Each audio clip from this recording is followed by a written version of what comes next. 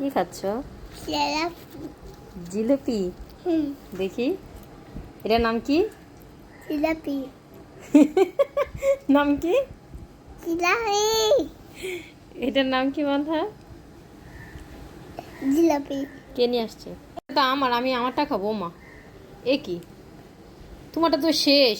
তোমার আমার বড়টা নিয়ে তুমি আমাকে এইটুকুনি দিলা? দাঁড়া। আচ্ছা থাক দাও, থাক দাও, খাও। খুশি তুমি বড়টা পেয়ে? হ্যাঁ। মজা।